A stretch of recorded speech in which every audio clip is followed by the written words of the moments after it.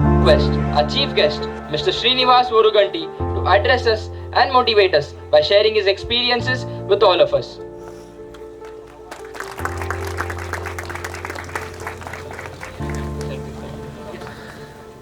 Yeah, thank you so much. Really appreciate everyone coming out here. First of all, I'd like to thank my friend Ashwin Kothari, and it just happened that he called me on one day, and then and said that there's something in Nagpur. So Nagpur is close to me. I grew up here. I went to college here. I went to school here. So an opportunity to come back to Nagpur has been always a good thing for me. Thanks a lot. I really appreciate being here today. It's my pleasure and honor to be here and also address you all.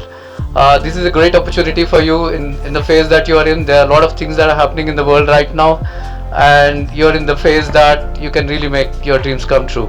So a little bit about myself. Right now I've joined Google. I'm about 10 months into Google.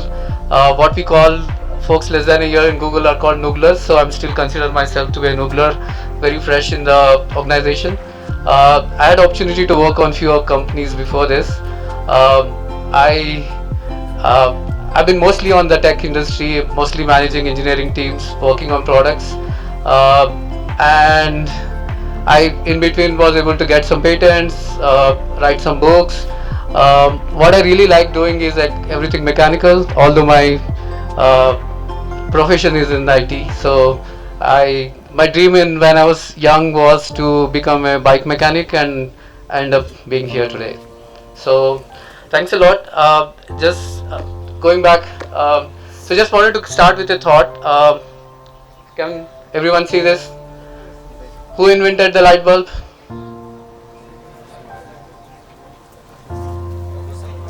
Edison. So we have a name at least. So I have another question. Who invented the LED light bulb?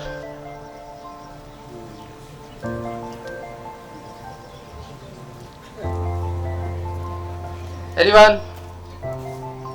Alright, so the reality is we are not really in the world of inventions anymore. It's hard to come by. I'm sure there are ways where you can invent. We are in a phase what we really see as like innovations. They are like micro improvements from what you start off with, and then you start to build and refine stuff, right? So it's very hard to pinpoint and say, okay, there's one person who's done this, and that applies to all the green technologies, applies to everything else that we do in engineering today. So, and it's one skill that all of us should here understand and learn and do. So I don't have an answer myself. I just googled it. So and in the Wikipedia I found like 3 people who got Nobel Prize for it, but I'm sure there's a lot more to it. It is about how do you operationalize an idea, how do you productionize it. Anybody who's worked on making this work is part of the innovation cycle. So my takeaway from here is anyone who is contributing to make something a little better is an innovator. So with this, can somebody recognize this diagram? Any guesses?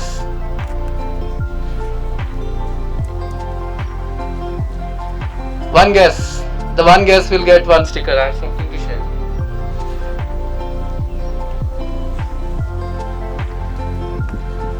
Anyone? Alright, I guess if you are like watchful, the name is, yeah, please go ahead. Sorry? Right.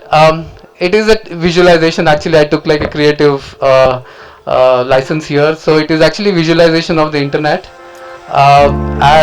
In fact, if you're watchful, there's a name below.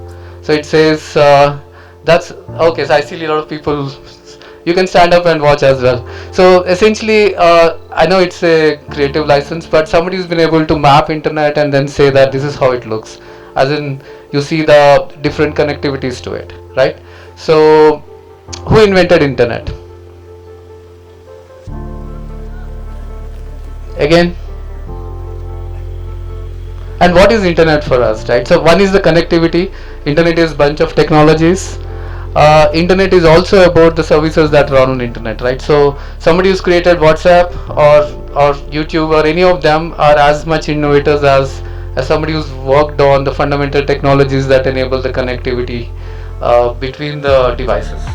So again, so this is just to say that for the engineering problems that we're working on today, there's no one source for it, right? So all of us really contribute to it. All of us are part of the cycle. All of us need to know enough skills to be able to be contributing towards it, right?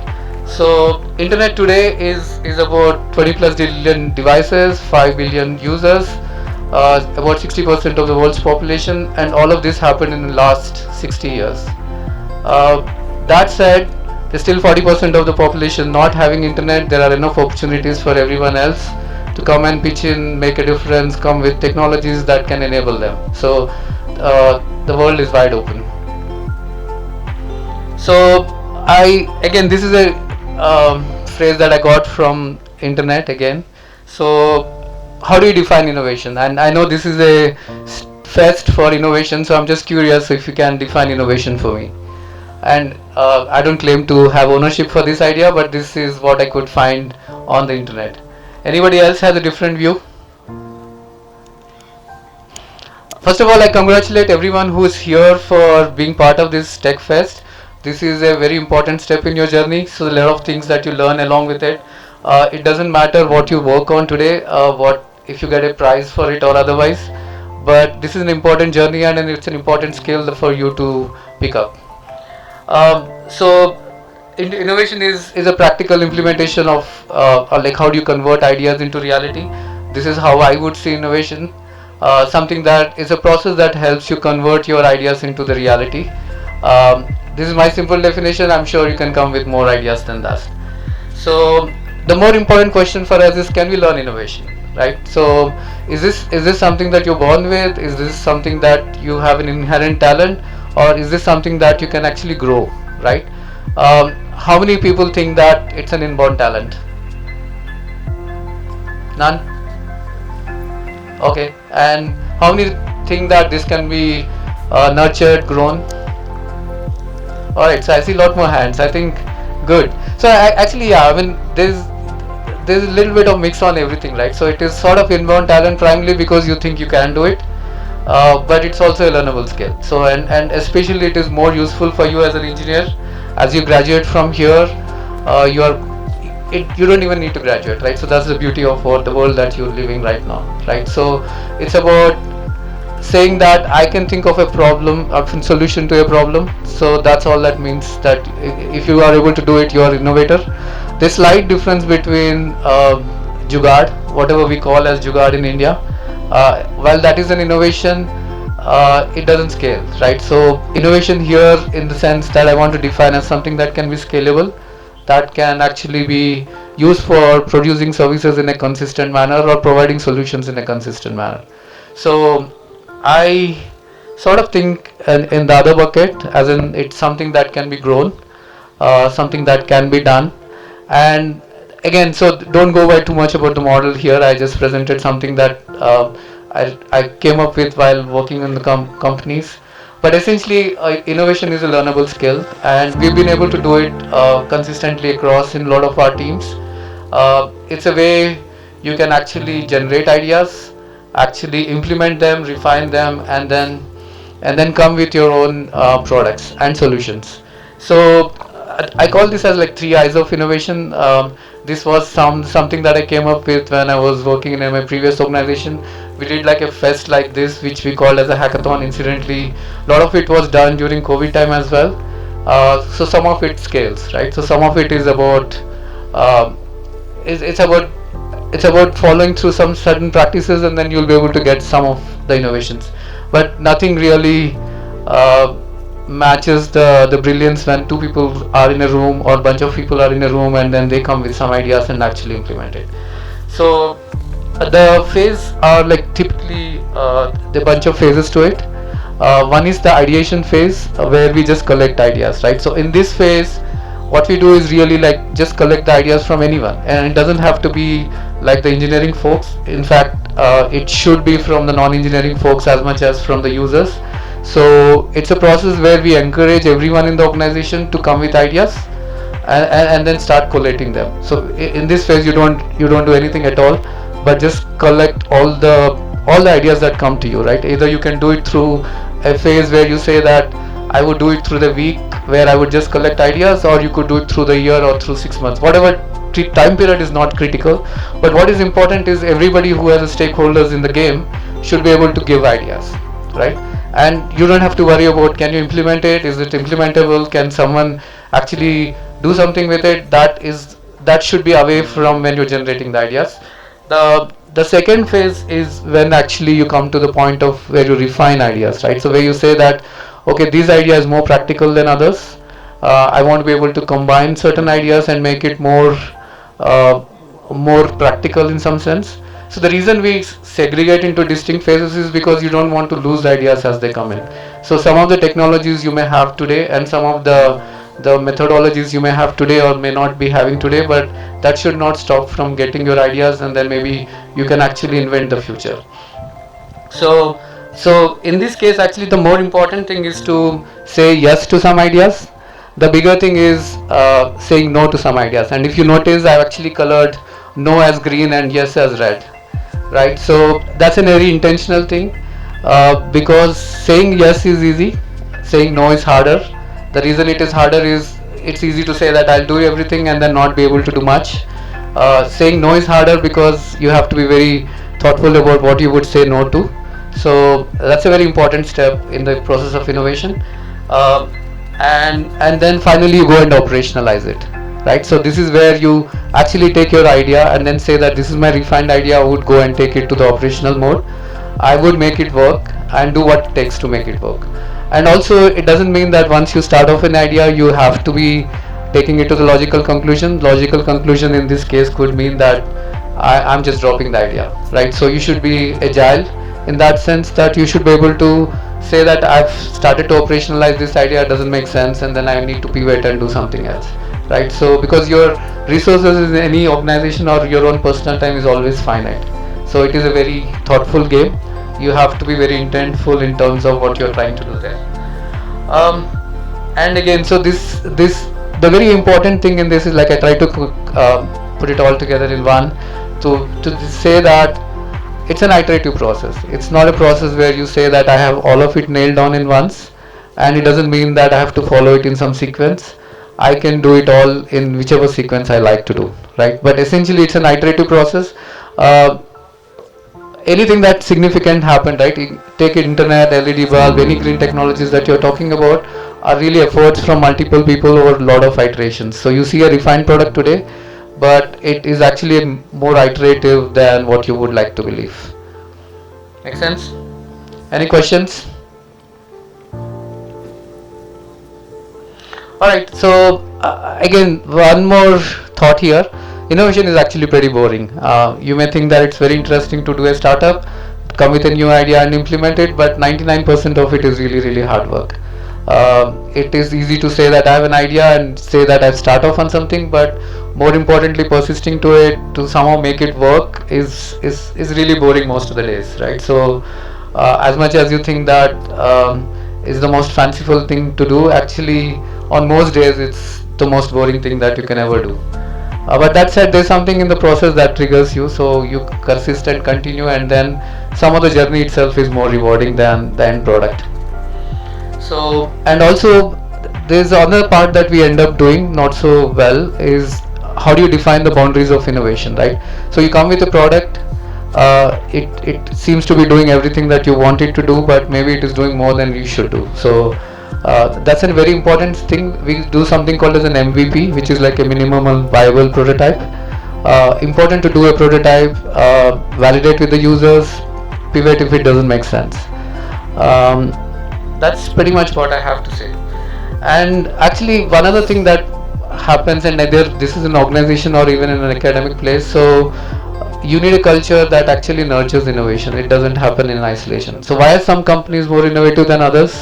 Any thoughts? It's the same set of people. You behave differently when you are in different organizations. There are certain elements to the environment that makes it very unique. Somewhere where you can actually come with ideas, get on with it, and not get beaten up for doing something not so appropriate. So that is the kind of cultures which end up doing something great. right? So as much as I've seen over the years, I think culture plays a very, very important role. So it's very important to be thoughtful about it. Innovation is a very intentful process. It's not an accidental process for sure. And sometimes we end up recognizing and rewarding only the results, but actually it is the efforts and the ability to stay on the course that matters quite a bit in this game. All right, so this is just leaving one other thought with you. So essentially, innovation, the way we see, is for product. So the question is, does it apply to you as an individual? How many believe? How many believe you as a person can innovate for yourself in your own journey? Okay, some hands.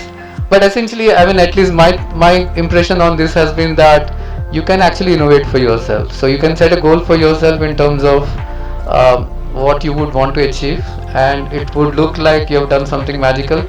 But if you have a consistent focus and thought process towards it, you can actually innovate yourself in terms of your skills. You can innovate in terms of uh, how do you actually really experience the world, right? So that if you think that helps, I think you should see this as a more like a personal journey rather than just building a product. I'm really sorry. I know it's a little hot. I know it's been harder for a lot of you to focus. So really appreciate you being here. Alright, so that's pretty much I have. If you have any questions, I'll take it. Otherwise, I'll going with the green theme. I have some other things to showcase, and this is primarily coming in from what we do in Google in terms of sustainability. Any questions at all? Alright, so I'll be happy to spend time later in this. I'll be there for some more time, so I'll be happy to spend time with any of you if you have any questions.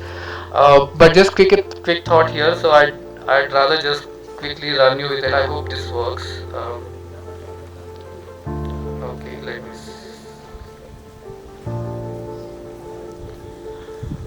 Alright, so this is more of a I think it's self-explanatory. So I pause for a minute. So can we put the sound? How do I get this?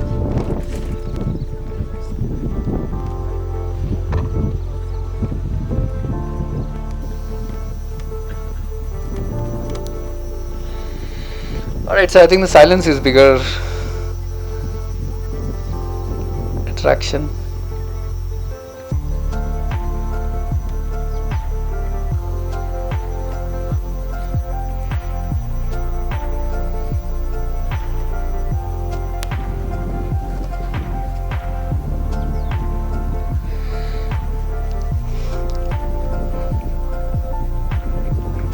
Alright, so I guess a lot of us don't see Google as like a green company, but in fact we do quite a bit. So there is a whole lot of initiatives that, in fact, we are carbon neutral at this moment, and we are going to be carbon positive in some sense. In the sense, every single energy that you spend searching through your search or through your YouTube is all going to be coming from renewable energy, and that we have a very ambitious effort, and we are doing a lot of stuff to renewable technologies development as much. You would not appreciate it, but actually in fact we consume a whole lot of power delivering you YouTube. So, and all of it happens in our data centers, so we are very conscious about it, and we want to be green as much. So your search does cost environment. Alright, so that's pretty much what I wanted to tell.